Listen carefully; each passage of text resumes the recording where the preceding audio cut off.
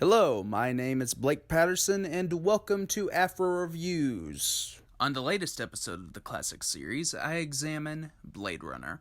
Now, I am going to warn you about spoilers in this episode because some of you are unfamiliar with the film. The first time I watched Blade Runner was a few years ago on HBO. It was on one night, and I was curious about the feature for a few basic reasons.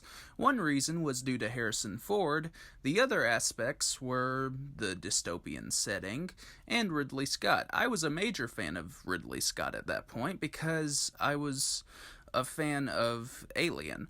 However, the version I watched on HBO was the theatrical cut, so I had to deal with two major issues. The biggest issue I have with the theatrical cut is Harrison Ford's voiceover narration, where he drolly explains details from his life, mission, and occupation.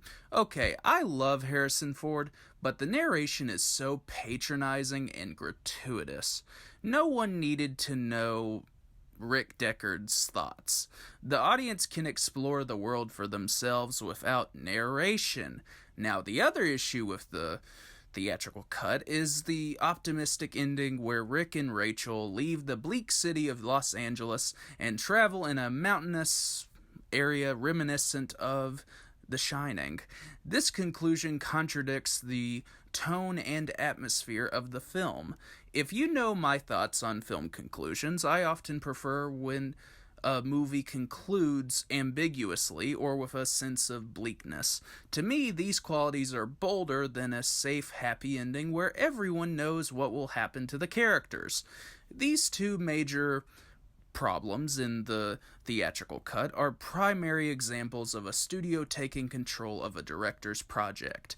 Voiceover narrations and a positive ending are typical notations one can find from a screening for test audiences. Anytime a studio shows a film to a test audience, I immediately wonder if the audience even cares for the kind of movie they are watching.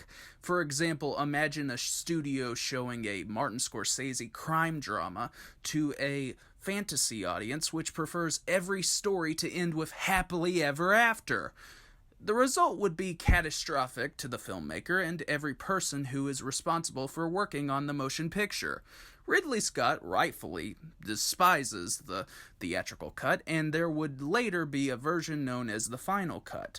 The final cut displays Scott's intentions for the narrative, and the result is a visionary and exciting work of art. Despite the awful narration in the theatrical cut, Harrison Ford is fantastic as Rick Deckard because he captures the coldness of his character and society. Rick is our lens into this bleak world, and what we witness is a result of authoritarianism and climate change. When Rick investigates this mission deeply, there is a question about whether he is a replicant or not. Unlike the people he is around, Rick displays human emotion in key scenes, such as the unicorn dream. Does the dream in Origami Unicorn mean Rick is a replicant? Well, that is up to the viewer's interpretation. The matter concerning Rick's identity is so controversial to the point where people argue over it like politics. I would say Rick is human because he just shares the same dreams as replicants. Even though he has these moments, this does not necessarily mean he is entirely like the replicants. It just conveys how Rick is more human than his colleagues. Anyhow, the ambiguity of the film's themes is what causes Blade Runner to be one of the best science fiction films of all time. Rutger Hauer's performance as Roy Batty is memorable for the right reasons because Hauer conveys the thoughtful and menacing nature of his character. Batty's final soliloquy is a moving and significant moment for the film because it is a reflection of Batty's traumatic experiences and mortality.